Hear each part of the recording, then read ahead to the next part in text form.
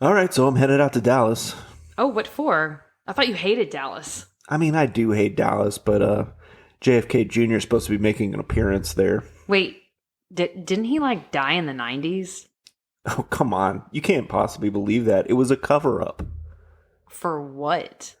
Well, he knew about all the QAnon conspiracies and the Democrats, having secret child molestation dens under pizza parlors and places like that. What? Yeah, and now he's coming back just in time so he can run as Donald Trump's running partner for the 2024 election. Man, this is pretty exciting stuff. First of all, I don't think he'll be running again. I hope to God he doesn't run again. But second of all, he's dead. He died in a plane crash in the 90s. He is not alive to become a running mate. Didn't you hear me? That was a cover-up. He could go into hiding. You sound just like the mom from Rabbit Hole. She was this big conspiracy nut. Rabbit hole? I went down a rabbit hole of YouTube recently, but what does this have to do with anything? No. You sound like the mom from Rabbit Hole. Rabbit hole? What's that? It's a movie. It had Nicole Kidman in it. Oh, I've never seen it. You haven't seen it? You haven't seen it. No way. You're out of order. You're killing me, Smalls. Fasten your seatbelts.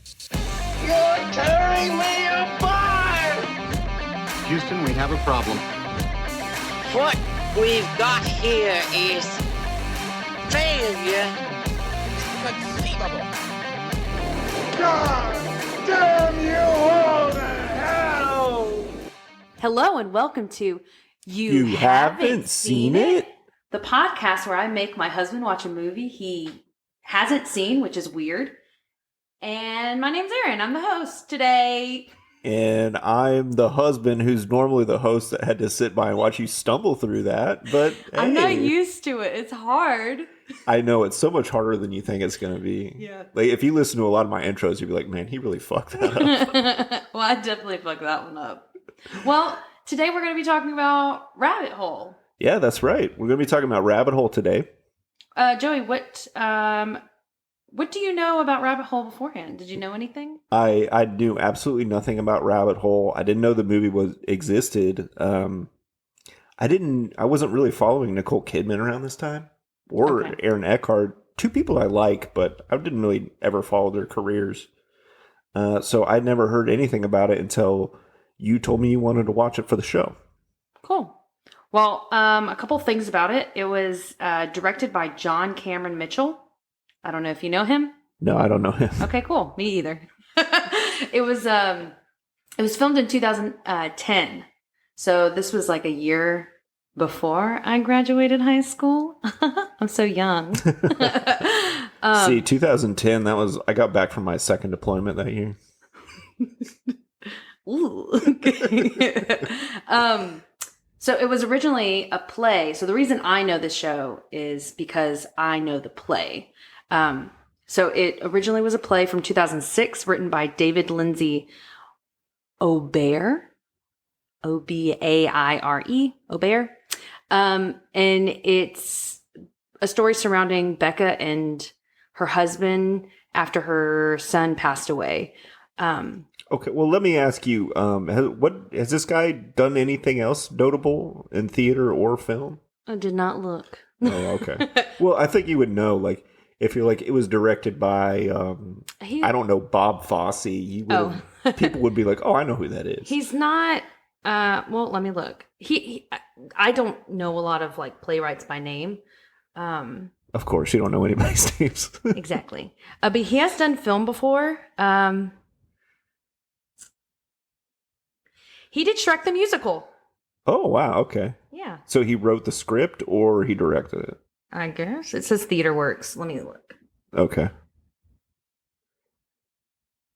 So he did the book and lyrics. Okay. So when you say they did the book, what does that mean? Okay. So in musical theater, there's several areas. So you have the lyrics, which are the words people sing. Right. You have the music or music, which is the sound, like the notes that people sing while they sing the lyrics. And then the book is the dialogue. So if I am doing a musical, if I wrote the book and the lyrics, I wrote all of the words. Okay, I see. Is that common for people to do that? It depends on it's all over the place in musical theater. Like sometimes you'll have someone that did like everything, which is rare, super rare. But most of the time, like one person does one of those three things. And then you'll have a choreographer who does the dancing and I know what a choreographer so on and is. so forth. But the choreography can change from show to show, whereas like the book and the music really doesn't. No, yeah. Okay. And the music doesn't. The music wouldn't either. Yeah. Music, lyrics, book don't change. Right. Yeah. Okay. Cool. So he has done something I know. I don't really know people by name, so you asked me, that was a little thrown off. Okay. Anyways. Well, this movie is based on a play, and I generally don't like that because I've said on this show before that plays are a different artistic medium. A lot of people think it's the same because you have actors acting, and I think it couldn't be any further from the truth. But when I was watching this, there was never a point where I was like, "Oh, this used to be a play." Yeah, they did a really great job so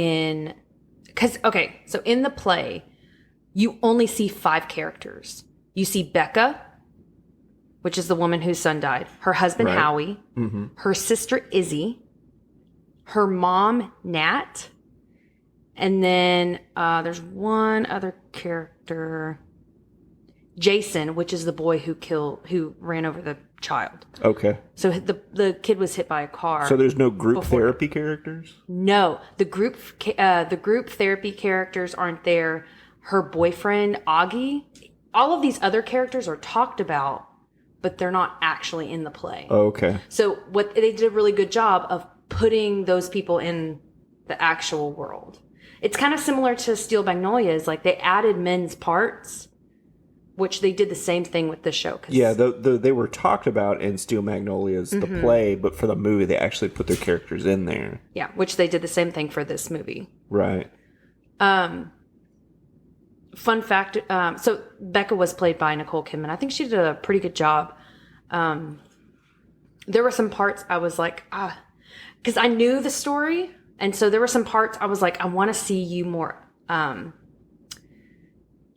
the beginning, her husband comes up to her, and he's like, oh, like, let's flirt. And I wanted a bigger reaction at some points, but I think that's because I know the play, and I'm like, this is like her husband has been wanting her to be more like his wife, and she's very upset about her son passing away. I think it's been like 6 or 8 months, and she refuses to have sex with him, to touch him. Like she's very blocked off, and any type of advancements that he makes are always pushed away. Yeah, I noticed that. I have in my notes like advances resisted first time, advances resisted second time, like till they eventually blow up. Yeah, the way she was doing it at first, it seemed very subtle. Like she was like smiling with it, and it's like thinking of the play, you can't just go from smiling into being like no. Like, well, I mean, I guess this is another reason why I say plays don't translate to movies very well. Yeah, because like movies have so many close-ups in them that you can use like subtleties, like a smile, and then in plays you have to be a little bit bigger and a little bit louder, and a lot of emotional outbursts in movies, they look bad because like you have to cut it too many times. Like it hits you much harder when it's happening in real time and somebody's freaking out on stage. Yeah. So I was gonna like initially when I was watching it, I was like, I already know that her son is dead because they really didn't they didn't really tell us anything like that. No, at the beginning of the movie, you have to slowly figure it out on the movie. Whereas in the play, it's like real up front. Like the very first scene is, so they picked up, Becca picked up her sister Izzy from the police station, But that's not how the play starts. The play starts with Izzy and Becca in her kitchen. It all takes place in her kitchen for the most part, I think. Yeah, that's typical of plays, though. Yeah. Stage stuff. And then she's recanting like about like all of this stuff that happened at this bar where she got in this bar fight. And her sister's like, you need to grow up. Like, you're too childish. They had this conversation in the parking lot of the police station. Yeah, and it's very short, which this scene was like 3 minutes long. Maybe. It's a decent chunk of it's a big, hefty scene. And that's where she tells her she's pregnant. And she's like she gets so upset that she tells her that she's pregnant because she just lost her child. Right. And she thinks her sister's irresponsible, which you can see somewhat in here. But I liked in this movie version that she had a little bit more love towards her sister.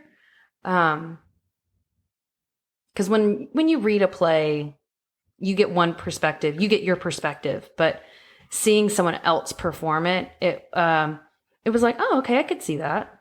So it was cool to watch for me. Right.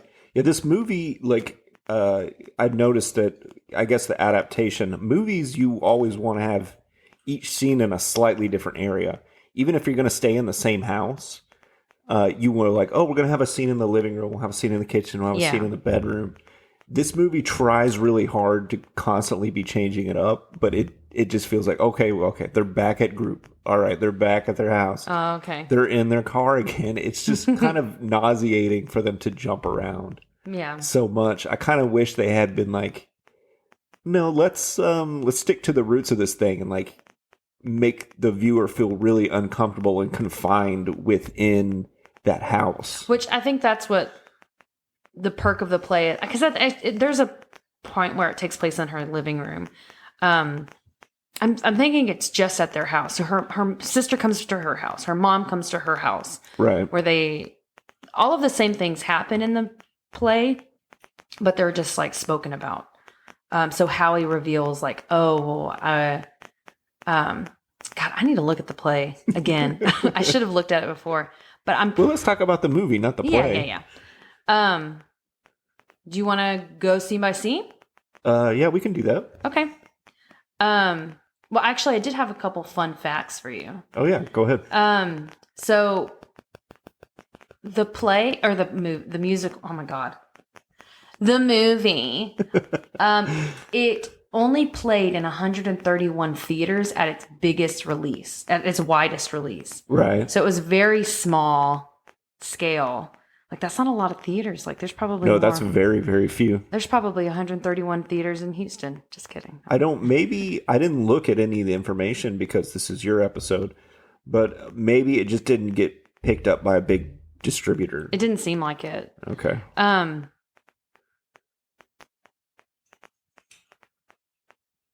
then a weird thing, there's a lot of like little like inconsistencies or like weird things.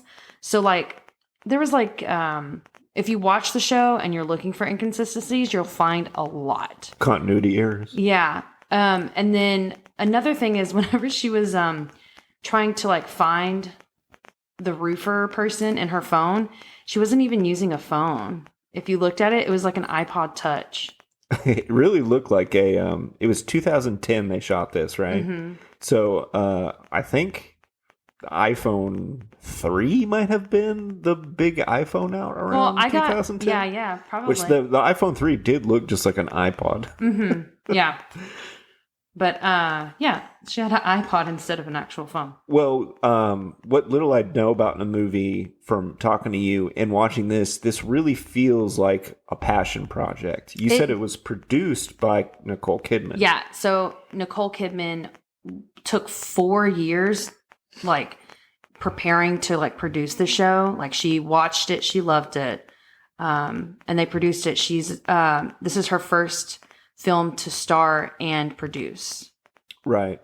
So let's have a little talk about Hollywood, okay? Okay. Nicole Kidman in 2010, she is a household name. I don't know, has she won an Academy Award? She's at least been nominated for a few by this point, I'm sure. But she sees this play, she really likes it. And this is all hypothetical. Mm-hmm. on my part. She sees this play. She really likes it. She's like, I want to be in this play, but I want to make a movie out of it. She's Nicole Kidman. She can go shop it around to different studios. And she says, I want to produce this play because I really like it. I want to make a movie out of this. Mm-hmm. Now, people would say, like, well, isn't she rich? Why can't she just make it herself? You don't make movies with your own money in Hollywood because you'll lose it. Most movies don't make any money. So she eventually finds somebody who doesn't want to say no to Nicole Kidman. Because who wants to say no to Nicole Kidman? Yeah. Right? So they put up the money for her to make the movie. And then when it's made and done on the shoestring budget, they were probably shooting very quickly. And she might not have been taking a paycheck. Yeah. Or she could have been taking the SAG minimum. I don't know.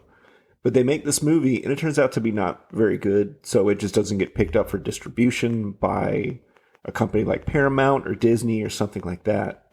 Mm-hmm. So that's why it winds up in only 130 theaters or whatever you said.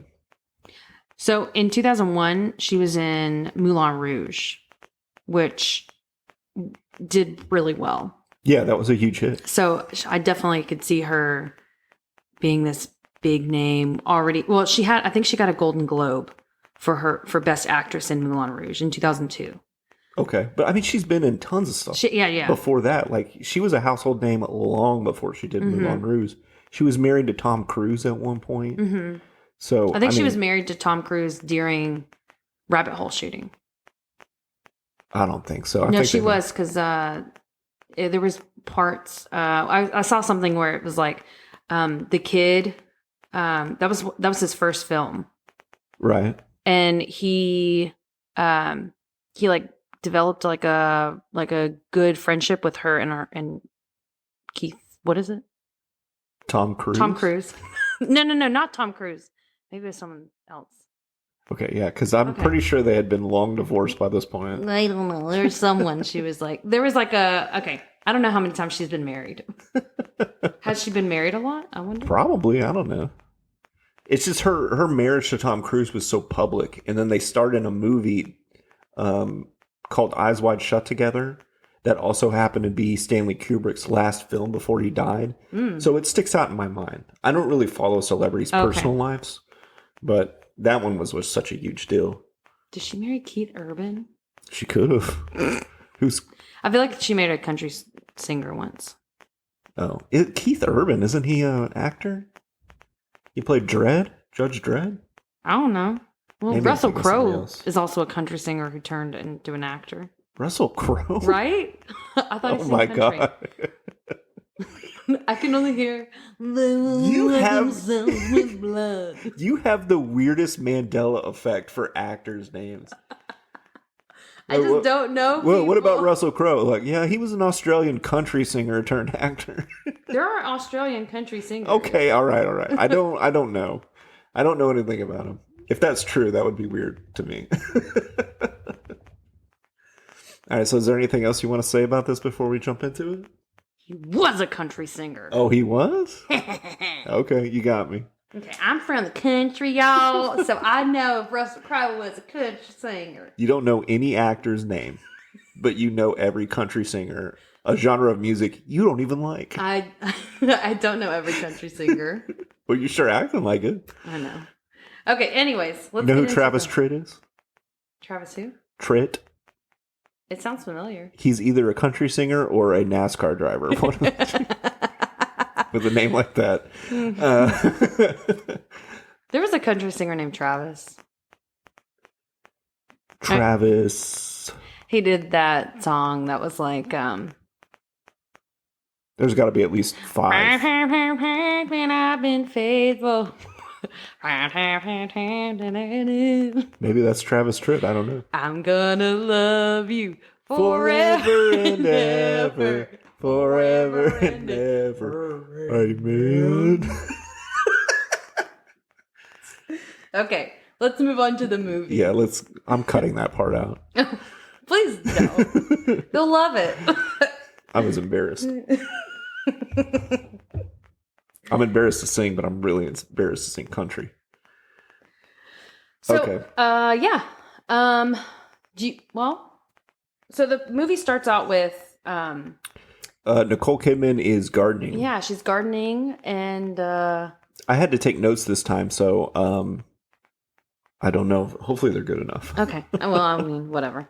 Some of my notes are just like, what?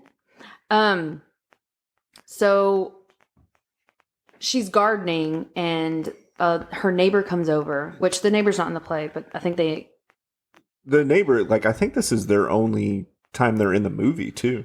yeah, the neighbor's not like actually, I don't think the neighbor's in the play, but because it surrounds her friendship with her friend who has a kid. But her neighbor invites her over, and she's like, no, we're gonna pass. And she steps on her flowers, and she's like, oh my God, I'm so sorry. And you can tell that like they're trying to play it like something's wrong with her. Like she's upset about something. Yeah, Nicole Kidman seems upset or just generally, I guess, a bitch. She seems kind of comes off. I'm not saying that to be mean. She just comes off as like bitchy neighbor. Yeah. You know, Like she's very, don't come to my property. You know, I mean, Nicole Kidman is obviously a very attractive woman. And then she's got this super manicured garden in her idyllic suburban home. And it looks nice. And then she's being so short with this woman. You're like, what is her fucking problem? Yeah. You know? But she declines, say they already have plans. And then when her husband, who's Aaron Eckhart, or Two-Face for you Batman fans. Oh my God, yeah. He's been in a ton of stuff. I like him. I think he's a great actor. Yeah. She tells him, like, I lied and told them that we have plans. Mm-hmm. Right? Yeah. Nicole Kidman handpicked him for her husband. Oh, really? Yeah. Chiseled, good-looking Aaron Eckhart. Good looking. He's not my type. Anyways, so he's like, oh, we should go to group because you're dealing with stuff. And then I think of the next scene, she's cooking dinner. And then in the next scene, they go to group, right? No, I don't think they go to group for a while, but here, like, I'm watching this and I'm still trying to figure out what's wrong. Because she doesn't seem to like her husband at all. And he would try to, like, come on to her. And it was just very, like, gray yeah, rocking. And gray rocked him. If anyone doesn't know what gray rocking is, it's you give no emotion. Like, there's no positive or negative. It's just gray.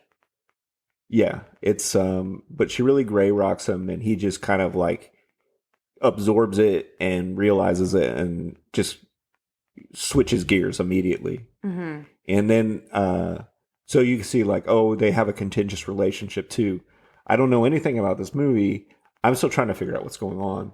This is like 10 minutes, and there's still not really anything that's pushing the story and emotion at this point. So I'm just kind of confused. And then she goes to bail out her friend, or it's her. It's her sister. I put in here that it's her friend, but then I later found out it's her sister. Yeah. So she bails out Izzy, where Izzy's like, yeah, I got in a fight with this girl. And Nicole Kidman's, Becca's like, why were you in a fight? Like, why were you in a bar fight? This doesn't make sense. You need to grow up. And she's like, well, she was like all in my face. And, so she says something to the effect of like you look beat up, you look disheveled, and she says, you should have seen her. Oh yeah, you should have seen the other guy. I love that when the other girl, yeah. Yeah, that's a joke that always works for me. Yeah, so she beats up we don't see it, but she beats up this girl at this bar because her new boyfriend Augie, they were dating. This girl that she beats up or gets in a fight with was dating Augie, and they lived together, but they broke up.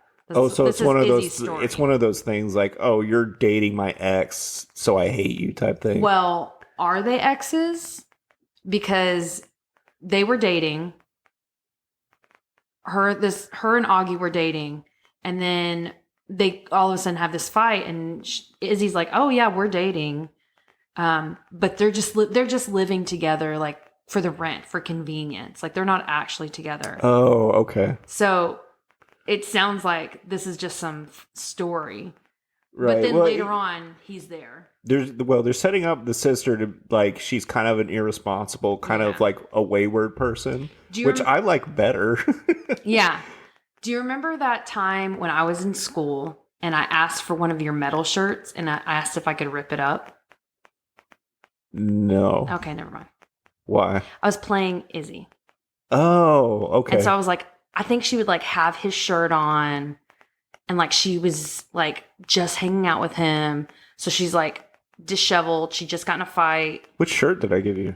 It was some metal shirt. Oh, it was a Cannibal Corpse one. Oh, okay. And it was like his face is all red and like I don't know. Yeah, I had that one for a long time.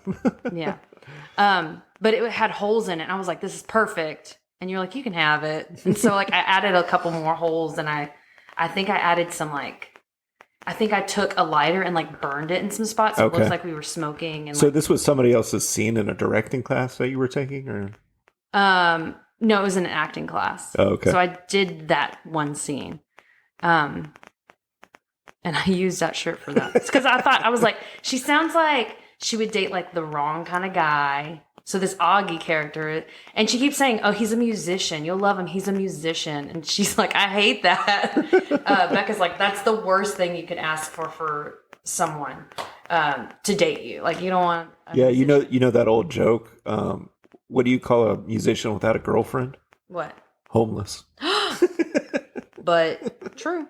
True. Yeah. in this instance. Well, anyway, this scene is just, it's further pushing. As I'm watching it, taking notes on it, I'm just thinking, okay, she's lecturing her sister, her adult sister, about all this stuff. So like Nicole Kidman, she's a bummer. Again, they were setting this up, but they still didn't say why. Yeah.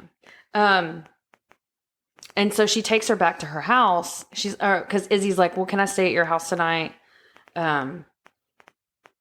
She's like, I don't want to explain to mom or something like that. Because she lives with her mom. Izzy lives with her mom. But that's what I gathered from this movie. And so she stays over. She makes her a creme brulee, which is a thing in the movie, or in the play. There's this run through line that Becca's like a really good like baker. Yeah. They showed her being a baking multiple times, and it looked really good. Yeah. I wish they would have hit it a little bit harder than that, but I guess maybe they didn't. Maybe they cut some stuff out. Yeah. So she made this creme brulee, and that's when Izzy gets a phone call from someone saying like, "Oh, like, did you tell him? I haven't told him yet." And then she goes and tells her sister like, "I'm pregnant," which I wish I would have gotten a bigger reaction from Nicole Kidman's character. Like, she just seemed like, "Oh, like, that's wonderful." Like, I wanted to see her more upset about it. That her sister's having a child, her so irresponsible sister's having a baby. Yeah. And well, I think for the movie they want to save that up for a big emotional moment. Yeah. Which you kind of get later, but also not really. I didn't feel like I got it later, though. Yeah, that's what I said, that you get later, but it doesn't really feel very good. Yeah. Like, the later one is at her birthday party. Yeah, it would, I'm just going to keep on saying this. It just works better on stage. Yeah. A lot of this stuff just works better on stage. But then we see Aaron Eckhart. He is watching videos of a kid, and I thought to myself, oh, did they lose a kid? And in my notes, I put, did they lose a kid, man? Did they lose a kid, man?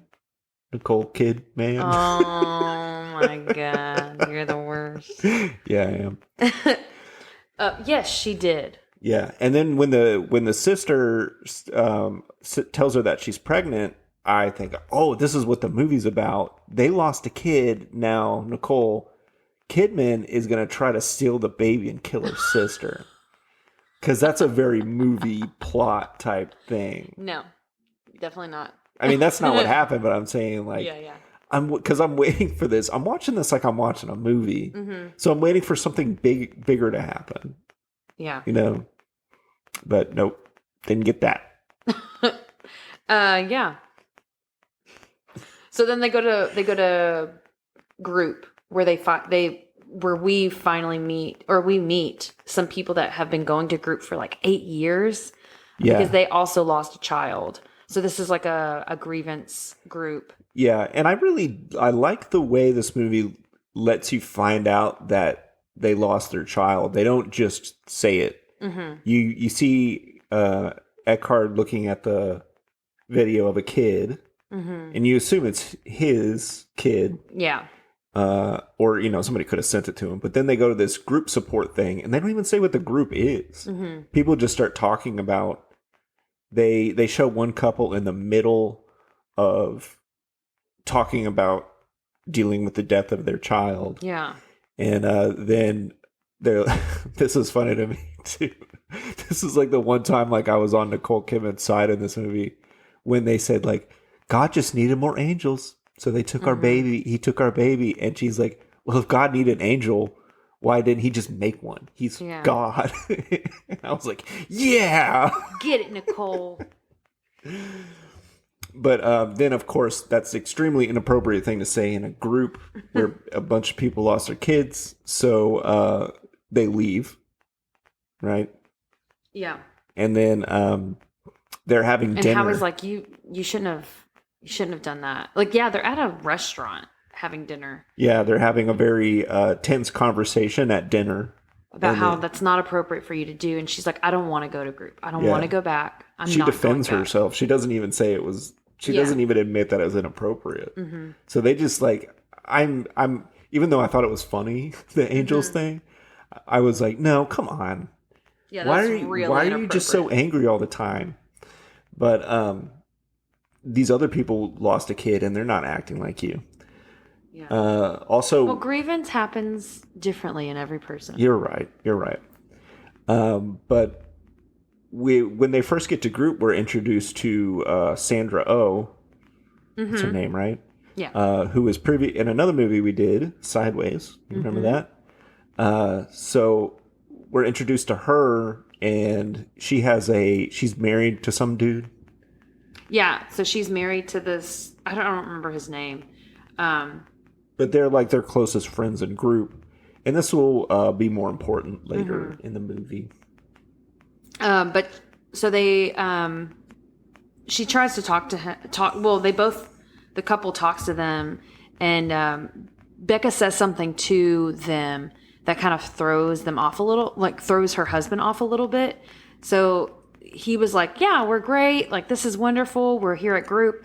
We've been here for 8 years. And she goes, 8 years? It's taking you this long? Oh, yeah, that's right. To be in group? The next time you see the couple, he's not there. And she's like, oh, he's not coming this time. Yeah, he only had that one appearance, right? Mm-hmm.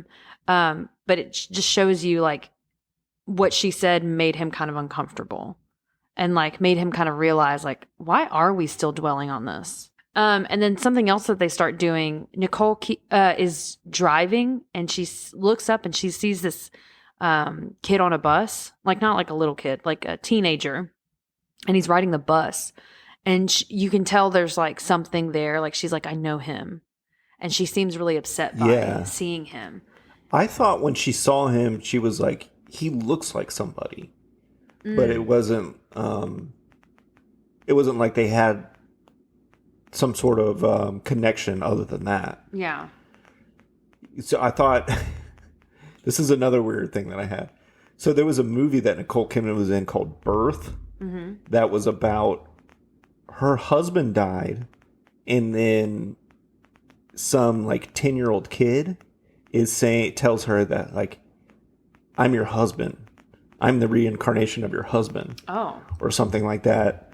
And it's a weird movie, and they take a bath together at one point.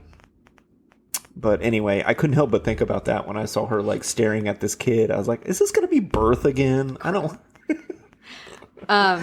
No, yeah. So she sees him, and then she follows the bus to see where he gets off, but he doesn't get off.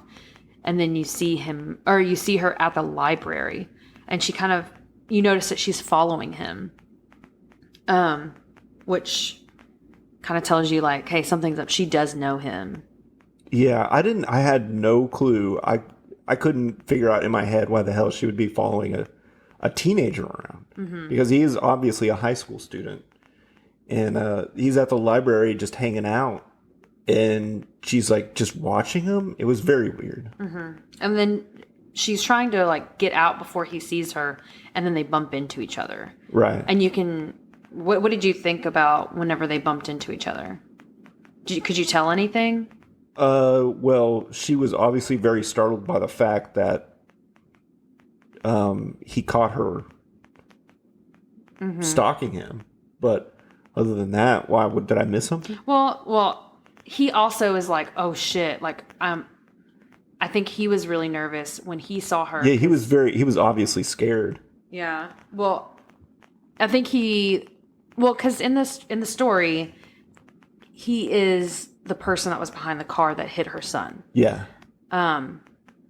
And so you find that out later on, but in that moment, it does a good depiction of like showing like these two people know each other and they're uncomfortable by each other. Yeah. Or they're like scared. Yeah, I didn't know what was going on, but I was really intrigued by the whole thing, and I thought it was well filmed, and it made me like want to know what was going on. Made me want to find out who this kid was. So, next thing that happens is Howie is going to go to group, and he's like, "Hey, do you want to go?" And she goes, "Absolutely not." Right. Hold on, I want to go back to something though. So, I think before she follows that kid from the bus, she takes a bunch of baby clothes to her sister's house. She does. Yeah. You're right. So she takes her clothes, which this also takes place in the first scene. So what they kind of did with the movie is they took all of the things in the play and kind of threw them around so that it made more sense for a movie. Yeah. Which I think is why it worked so well. But she brings her son's clothes, and Izzy's like, this is not okay. I don't want to see, if I have a boy, I don't want to see my son running around in your kid's clothes. And she's trying to put it to her gently. But it's not really landing until she says that. Because she's kind of like, oh, I think it's going to be a girl. So I don't think we need these clothes. And she's trying to put it to her gently. But then she's finally like, it's going to be weird if I have a boy and he's running around in Danny's clothes, which is the kid's name. So you're starting to realize like, okay, maybe she's doing all these things because she thinks it'll help her stop thinking about her child. Or at least that's what I was thinking. And then also another little piece of track they lay down is she gets there and a dog barks at her and scares her. And she turns around and shows this adorable little pupper. Yeah. Taz. Taz, yeah. And later you find out that that was the dog who the little boy was running after before he got hit by the car. Yeah. And so she's like, oh, well, I have to give away this dog too. So you find out that Howie wanted to keep the dog, but Nicole Kidman didn't want him around anymore because every time she looked at him, she thought of Danny. Yeah, but she also has a habit of pawning things off on her sister, it seems like. Or her mom. Yeah, which is really interesting about this movie. These characters, they have these traits, and they hit on these traits. Like, they don't just have any type of throwaway moment ever. It's like every scene, these characters are playing their character game, if you will.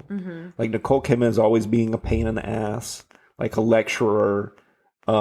She doesn't listen to anybody. You know, like all the younger sister is nice but kind of carefree. The mom is likes the Kennedys or whatever. Well, the mom has so in the story,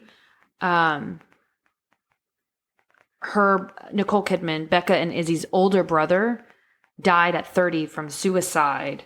And he was a heroin addict. Yeah. And her mom keeps bringing up like, oh, well, when my son died. And you can tell it's like really getting to Becca. Right. Yeah, which they get into it pretty bad at one point in the movie, and Nicole Kidman, again, playing her character trait, just flat out says, like, your son was a 30-year-old heroin addict. My son was a 4-year-old toddler. Don't even try to act like it's the same thing. Like, that's a very hurtful thing to say to someone who lost their own kid. But that's kind of what I was saying. Like, every character plays their trait over and over again. They don't ever waver. And another thing, Gus Fring is in this. Who's that? Gus Fring from Breaking Bad. He's the boyfriend. He's the musician. You didn't notice that? Who is he in? His name Breaking is Bad? Giancarlo Esposito. Was he the chicken guy? Yeah, the chicken guy. What? I didn't realize that was him. I know, like, this guy, he's a real journeyman actor. Until he got that role of Gus Fring, nobody really knew who he was, but he was in tons of stuff. Oh, because he's a super solid actor, but he can change his look really easily. Yeah, because I could not tell that was him. Yeah, he can change his look really easily, and he can do accents really well, and he can just put on a hat and a shirt and look like a completely different person. Yeah, but he's a good actor. I like him. She's back at home, and we find out it's been 8 months because Aaron Eckhart tries to engage with her again. Yeah. So he tries to put the moves on. He tries to put the moves on. He puts music on. He's like, let me rub your shoulders. And like she like gives into it for a little bit. And then she realizes, she's like, are you just trying to have sex with me?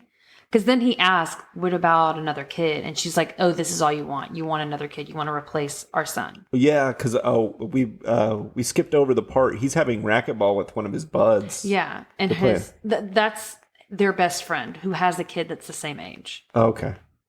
So he's like, you could have another one. Mm-hmm. So he comes home and tries to bring that up with her. But I really think that's a really bad place to go when you're not over the death of your son, your only child. I wouldn't want to be talking about. Yeah, me either. Yeah. So she pushes away again, but then they have kind of a blow up. And he's like, no, I don't just want to have sex with you. And, he wants to be intimate. But she tries to use that as an excuse to push him away. Yeah. Which, that's hard. It's hard. Like I said, people grieve in different ways. And her way of coping with it is just kind of shutting down. And you notice, like, throughout the beginning of, especially the beginning of the movie, well, I mean, even to the end, she keeps like slowly taking things away that are his. So one day, he walks into the kitchen and he looks at the fridge and he's like, what? And he goes to her later and is like, you took all the pictures like down. Like, there's no pictures of him. You're trying to erase him, which I think his way of coping is like the memory. So looking at pictures, looking at videos, which she accidentally deletes one. I don't think it was an accident. It was not an accident. I'm doing air quotes, accidentally. Can you guys hear those air quotes? Yeah, thank you. You do the air quotes, I'll do like a little sound effect for him. She accidentally deletes. I was going to wait till you did it with your hands. And so. She accidentally. No. When you say accidentally, I was going to simultaneously. Okay, ready? Okay. I'm ready. Can you do it? Yeah. She She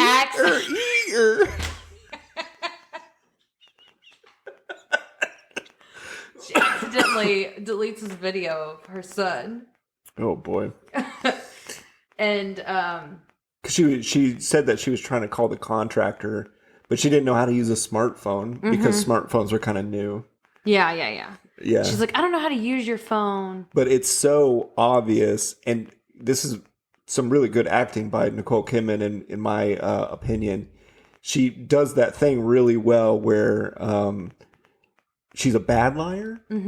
Because it's hard when you're in something and you're trying to act like you're lying. It's hard. because the dumbest person in the room has to be like, oh, they're lying. Yeah. But she does a really great job of being like, I'm pretending to lie. Yeah.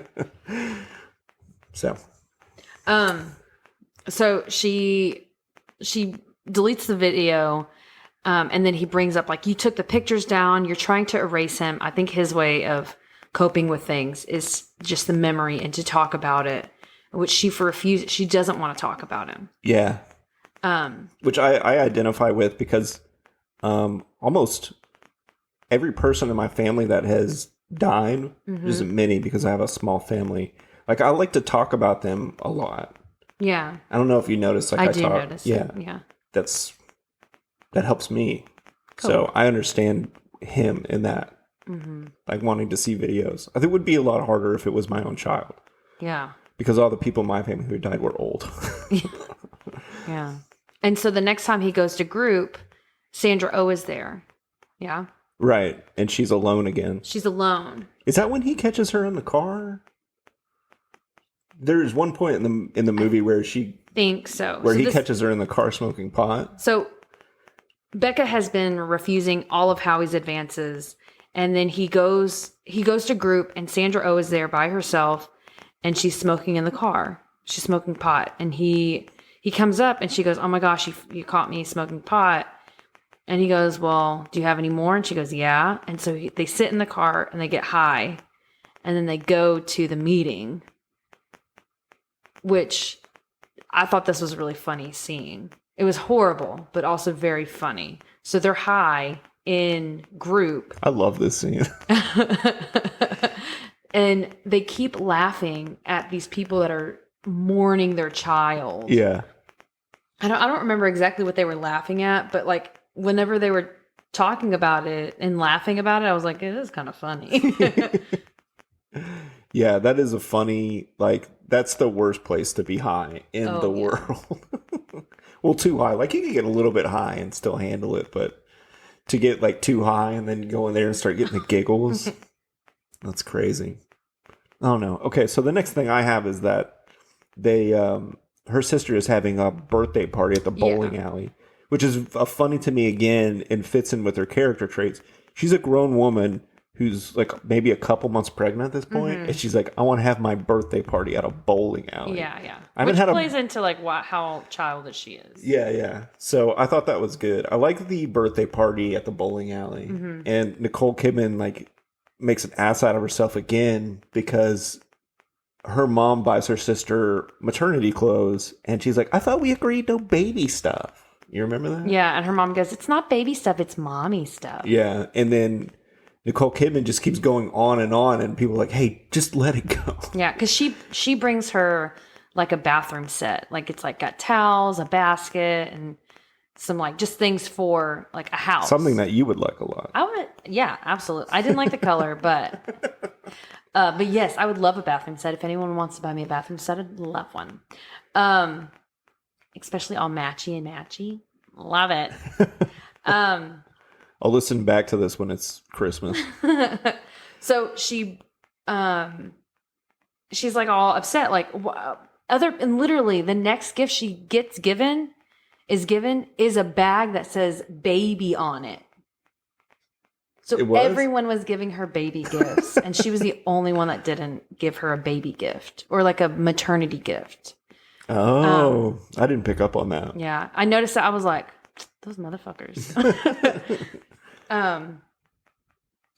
But at the bowling alley, or on the car ride home or car ride to the birthday party, they're fighting because she's like, I want to sell the house.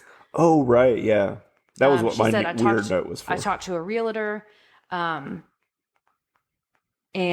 like, she says that we could totally, cause she's saying like, I have to get rid of this house. Like I see him everywhere. And so she wants to get rid of it. But Howie doesn't. Howie's holding on to that memory and wants to see him every day. Yeah, I don't remember if it was in the car, but he was saying like, I want his fingerprints. You're erasing his fingerprints. Mm-hmm. You gave the dog away. I want the dog. Yeah. I think they had this argument in the house, but it doesn't matter. Mm-hmm. But I was like, yeah, I would want to keep the dog too. I Yeah. would want some reminders around. Like, I really think that all of Nicole Kidman's bullshit is just that she's trying to put off grieving. Mm-hmm. I've heard a few podcasts, true crime podcasts, where a family has had like a kid commit suicide or something like that, and they will not believe it. They'll say like, no, I know this person murdered my child. And they are like ruining this other person's life. Oh my God. And like they're pissing off, police forces and all these people, and they just don't want to grieve the loss of their child, so they're trying to do something else. Mm-hmm. I've heard multiple things like this, and it's not always suicide. Sometimes it's just some other crap. But watching this, it's just like, I don't think Nicole Kidman wants to accept it and grieve. Yeah. And everybody else is moving forward but her. Yeah. Absolutely. After the birthday party, they I guess they go home, and her husband finally says, okay, we can sell the house. Yeah, he agrees to sell the house. And so I don't know if the next scene is when the realtor comes. No, then she meets with the kid somewhere around this time. Oh, yeah. She meets at the park with the teenager. Right before that, doesn't she go to the city? Yeah, we skipped over the city part. Yeah, so she used to work at a high rise in the city, and she goes and visits, trying to like see her old coworkers, but they don't work there anymore. Right. And it shows you like as soon as he died, or maybe even when she got pregnant, she quit and maybe visited often or sometimes. And then since he passed away or something, she tried to go visit him. Or maybe, here's my theory. I remember this part, but I don't remember the significance of her going there. It just seemed like out of place. Well, she was looking for her old coworkers, and someone came down. He was like, "Oh, hi." They went to another facility, like they're at another place, like they don't work here anymore. Right. And so I think my theory is she goes there so that she can have some type of remembrance of before him, so it feels more like it was completely erased. Oh, yeah. So if she goes there, sees her friends, they can be like, "Oh, hey," and just talk. I don't know if she quit before she was pregnant or... Yeah, you picked up on something really good there. I didn't think about that at all. But she must have been going back there to like be pre-parent. Mm-hmm. But then that one guy, the first thing he says is like, "How's your son?" Yeah. And then she just doesn't know how to answer, so she changes the subject. Yeah, so maybe she was going to go there and even maybe try to get her job back. Maybe, I don't know. Yeah, but it doesn't work. She can't escape it. Yeah, because there's something else that happens in that fight, which happens before they go to the birthday party, is in that fight, she tells him, "You get to go to work. I have to see him every single day, everywhere." Yeah, okay. Yeah, I remember that. Yeah. Well, then she starts meeting with the teenager. They meet like 5 times in the movie. Mm-hmm. But they talk, and she's nice to him. She's the only person in the movie, or he's the only person in the movie that she's actually nice to. Yeah. And it's kind of weird. Because he killed her son. Yeah. Unintentionally, but still. Yeah. I think he's the key to her grief. Yeah. He's the key that unlocks her eye jail that her tears live in. Yeah. Because the first time she cries is when they're sitting on that park bench together. No, she's in the car. When? I thought... She isn't like ugly crying, but you see tears coming down her face when they're talking. Oh, yeah. Yeah. I know what you mean. Okay, so she tries to follow him to... She follows the bus again, but he doesn't get off. And then she goes to the library, and he's there, and he goes, "Why are you following me?" And then I don't know what happens in between, but she's like, "Let's go meet at this park and talk." Right. So they're just kind of talking just in general. And then he I guess. The thing is, they meet so many times, and this movie is so devoid of act breaks and who cares? They meet a bunch. Yeah. And she finds out that he's been making a comic book called Rabbit Hole, and it's about this kid who can hop between dimensions, and he's trying to save his dad or something. Yeah. I don't know, but he says his dad's scientist dad. The scientist dad. But he's like, well, when I'm done with it, you can read it if you want. Mm-hmm. And also he says it has nothing to do with your son. It's just something I've been making. Yeah. But anyway, she's nice to him, and the kid seems very innocent. He's not like an asshole kid or anything like that. Mm-hmm. There was no drugs or alcohol involved in the accident. Yeah. And he tells her at one point when they meet, he tells her like how it happened. He said, maybe I was driving a mile an hour over the speed limit, but it wasn't intentional. I didn't think I was speeding, but maybe I was, but I'm not sure. I wasn't looking at the speedometer. And he saw the dog, and he swerved to not hit the dog, but instead of not hitting the dog, he hit the kid who was chasing after him. Mm-hmm. Because he was like, the dog came out of nowhere, which, I mean, that happens. Yeah. Crazy accidents like this happen all the time. Mm-hmm. And they, like Nicole Kidman and her husband have a discussion, and it's like, oh, well, I left the gate open, and they're like, well, it's not your fault and all this. But anyway, they lay it out in pieces throughout the movie that like, oh, the gate was open. They weren't watching the kid. Yeah. Dog ran out. No, but it's nobody's fault. Yeah. This is a freak accident. It sucks. It happens all the time, and it's heartbreaking. Yeah. I remember our daughter got into the habit. We lived in this apartment, and she just started walking out the door when she was like 3.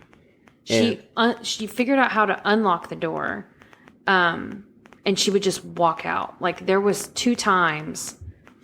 Oh, we don't have to get into it, but it's freaky. We had the door locked. We had a baby gate up. She climbed over the baby gate, went downstairs, opened the door, and walked out.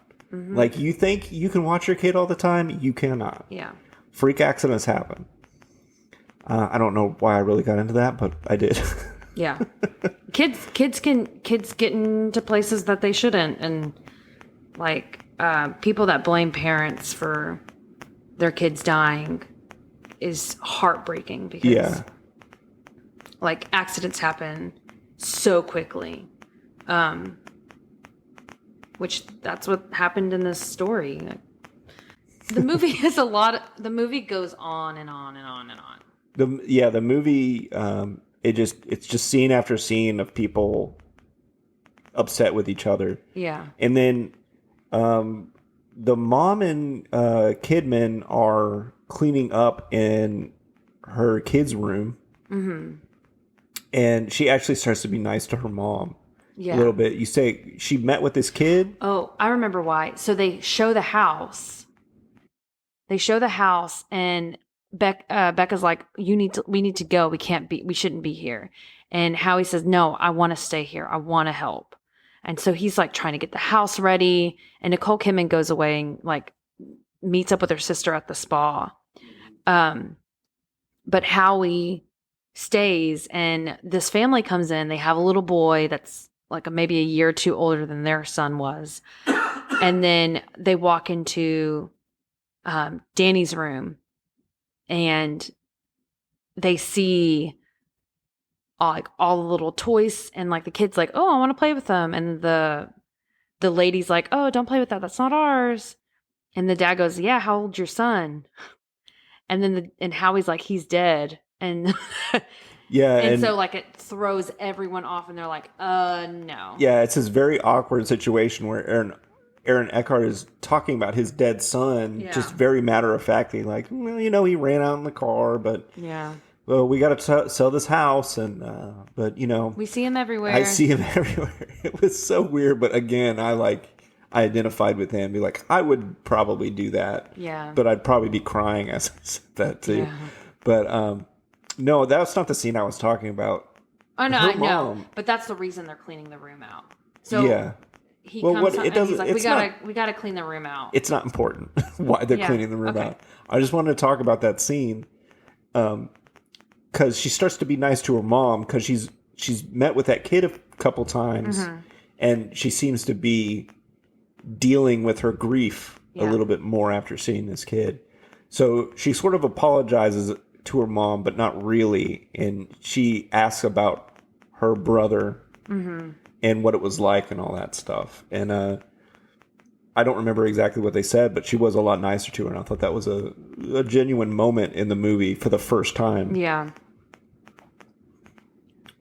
And I think that's kind of when the third act Yeah. starts to happen, because she does seem to make a little bit of a change. Yeah. So she is trying to meet up with. She's trying to bring the book back. Oh well, actually, before that, the boy that killed their son, he comes in. His name is Jason. He comes into their house because they had the house open for the open house, Right. and he comes in, and Howie's like, "You need to get out of my house," and like he was like super duper upset. Like just seeing him, you could see him fill with rage. I kind of thought like his performance at that moment was like he was acting that way because he thought that's how he was supposed to act as a protective father. Because later in the movie, he's not mad at Jason at all. Well, he goes, make sure you tell him that we don't blame him. He told him we don't blame him, right? And he was very like calm. Yeah, but I think his character, the way Aaron Eckhart plays his character in this movie is like, as a man, he's trying to think like, what is my role in this? Because men are thinking about that a lot. Like, where am I supposed to be in this? Like, what's my role in it? I can't just be a person with emotions. So in that moment, he's like, oh, I'm supposed to be the protective father. This kid killed my son, so I have to be angry and get mad and kick him out of my house when he doesn't really need to. Yeah. So that's where I think that whole thing came from. And that's when he gives her the magazine, or not the magazine, the comic book that he's been drawing and writing. Or does she give it back to him? No, that's when he gives it to her. Okay. Because she reads it, she finishes it, and then she's like, I need to give it back to him. So Howie goes to group, and that day Howie was not actually, he was like, I'm going to go to group, but he's not actually going to group. He goes to see Sandra Oh at her house. Right. And whenever he leaves, she's like, okay, let me grab his comic book and I'm going to bring it back to him. So she goes to his house, and she sees he's getting ready for prom. Right. Yeah. And then you see him get in the car, and like she just starts bawling her eyes out. Yeah. She straight up ugly cries in this. Yeah. And then Danny gets driven past, and he sees her crying in the car, and he's like, ugh, I don't know what he thinks in there. But Yeah. And then he shows up in the morning the next day, and she's still there, just asleep in the car. yeah. Yeah. And that's when she gives him the comic book back. Okay. But the day before, whenever she went to go give him the comic, Howie went to go see Sandra Oh because she's been kind of hinting at like, oh, well, actually, she told him, my husband left me. Right. I keep going to group because that's what I need to do. I think that's her, like she's holding on to like group, even though she is ready to move on. Yeah, but they form a relationship because they both have spouses who aren't dealing with their grief. So they're like, okay, we are both trying to deal with this in the same way. But it never really seemed all that sexual. Oh, yeah. And then he shows up to, you think they're going to do it. And then he's just like, I can't. no, he loves doesn't his even wife. go inside the house. No, yeah. He turns around without saying anything and leaves. And then they go back home, and they all like sort of convene at home. Well, he goes home and he doesn't find her, and he thought I think he was thinking she left him. Because she was she was gone real late. Yeah. Well, she slept in her car. But Yeah. I don't think Sandra Oh's husband was like, I'm done. You need to get over this. Or I don't think he left because his wife couldn't get over it. I think he was the one that couldn't get over it. Yeah, that's what I was saying. Oh, okay. And so whenever he comes home and she's not there, Howie thinks she left me. She left me. Like Sandra Oh's husband. But then she comes home in the morning and she's like making breakfast or something. And he comes downstairs because he hears her. And that's kind of like the moment where they like finally like, okay, well, we need to. They start talking like a normal married couple. Yeah. For the first time. We need to invite our friends over. Yeah, she's like, well, what are we going to do? And he's like, well, first we're going to invite our friends over. And he just lays this out. Just like, we're going to go through the normal mechanics of life. Yeah. Yeah. And it was a really good moment. I liked it a lot. And they show images over him talking of them living a normal life. And it feels very satisfying. Yeah, it's the party that he's talking about. Yeah. And he's like, then they're going to go home. And then we're going to go to bed and all that stuff. And then later she talks to her mom. And she's like, what's it like? And she's like, do you ever get over it? Yeah. And she's like, you never really get over it. You learn to deal with it and not think about it as much. And it's like this thing you carry around in your pocket. Yeah. And you take it out and you look at it sometimes and you're like, why do I have this? I'm like, yeah, that sounds like grief. Yeah. That sounds like loss to me. A really good summation, I thought. And I think that's pretty much the end. Yeah, that is. Yeah. So, Joey, I would like to hear your no bullshit assessment. Well, my no bullshit assessment is I did enjoy watching this, but it wasn't really a movie.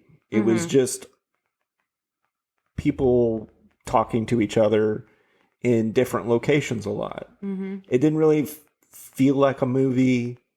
Nothing really big happened. I kept waiting for some other, like, I thought at the beginning maybe she was going to kill her sister and take her baby. And then when that kid showed up, I was like, no, that's her son reincarnated. And then when he gives her when they're talking about the dimensions, I was like, she's going to discover another dimension where her son's still alive. Like, I'm just like, when is this going to turn into a fucking movie? Yeah. But it's never, because it's a play. Yeah, exactly. And watching this movie and you telling me it only was released in 130 theaters, I see why. Yeah. Something that you just hit on, kind of, the dimensions thing. Like, I love that aspect of the story where, like, the multi-dimension. So there's a happy version of me out there. Right. We didn't touch on that. Concept. Yeah, I do like that concept, and I like that Nicole Kidman was like getting into that and reading the books on that. But I wish they wouldn't have put it out there if they weren't going to do anything with it. I don't know if this is a normal thing in plays for them to tease stuff that never happens, but it's not fun in a movie. It had some act breaks in there, but other than that, this movie was kind of structureless. At least it was in a linear timeline, or it would have been really annoying if it had been chopped up and out of order. It was fun to watch good actors having these conversations and dealing with each other, but other than that, it was kind of a dud. Yeah, it's definitely a much better play. Oh, I bet you it's a great play. But sorry, Nicole Kidman. Period. Well, do you have anything else you want to say about it? Nope. Okay. Let's move on to our game. Okay, guys, we got a new game for you that we're gonna play, and I call it "Would You Rather Cinema Edition." So I don't know if there's any Comedy Bang Bang listeners out there, but they used to do a segment called Would You Rather? It's kind of like that, but... Would you rather? Would you rather? Would you Rutherford? Would you rather? Would you rather? But it's like that, but we're going to do cinema. We're going to do movie scenarios, okay? So I'm going to ask Erin a few scenarios of which one she would rather do. So here's the first one. It's going to be Back to the Future or Jurassic Park. Well, okay. Don't tell me the movies. Okay.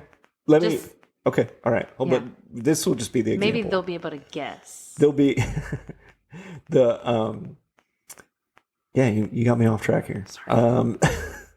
So the first one is, would you rather Back to the Future or Jurassic Park? So in the scenario, I would ask Erin, would you rather be sent back in time to where your mother wants to have sex with you and you have to figure out how to get her to want to have sex with your dad so that you can be alive in the future? Would that be the other way around, though?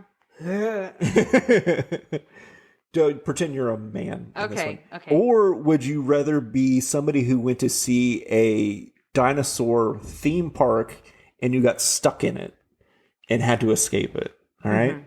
So those are the two examples. Those are the two Back scenarios. to the Future and Jurassic Park. Right. So this, that's her first one. And we've got two more scenarios that we're going to do after this. So Erin, would you rather go back in time and try to get your parents to hook up with each other? Or would you rather be stuck at a theme park with actual live dinosaurs? I would absolutely rather be stuck in a Jurassic World where I'm being chased by freaking T-Rexes. Hands down. Okay. I don't want to be involved in that.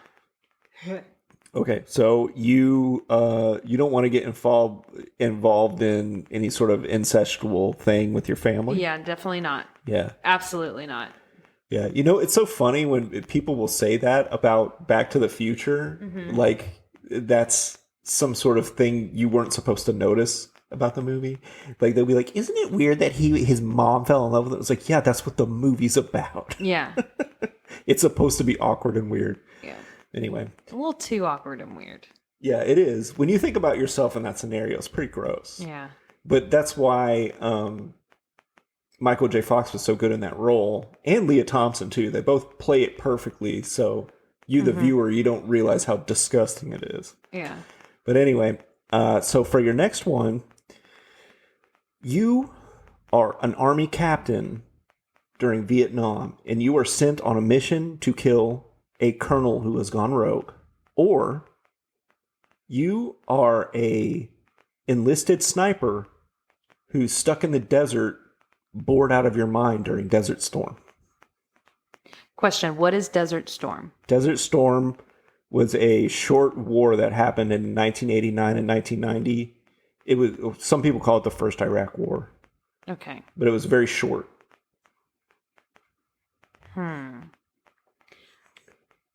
So would you rather be...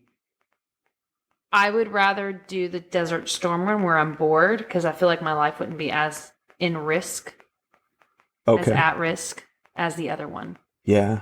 Because I'm a scaredy cat. Guns scare the shit out of me. Well, you're like a sniper guns. in this. I know.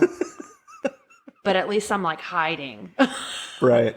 But I hate guns and I hate all of that. So of the two, I think the least dangerous would be the sniper. Okay. Cool. Cool. What movies are those? Apocalypse Now or Jarhead. Okay. See, it doesn't matter if I tell you the titles of these movies because you don't know. The first two I knew. Okay. All right. I don't think I know what the second two or the last one's supposed to be. So don't tell me the movie. Okay. So, Aaron, which scenario would you rather have? You are a lawyer, a nondescript lawyer who cannot tell a lie for 24 hours. Okay, I remember now. Or you are a newscaster who gets to be God for a short period of time. I definitely choose God. Okay, sure. I would choose God because if I was a lawyer and I couldn't lie anymore, I feel like that would ruin my...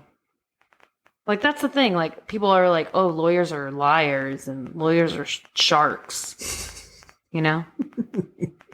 You want to tell Robert this? Maybe.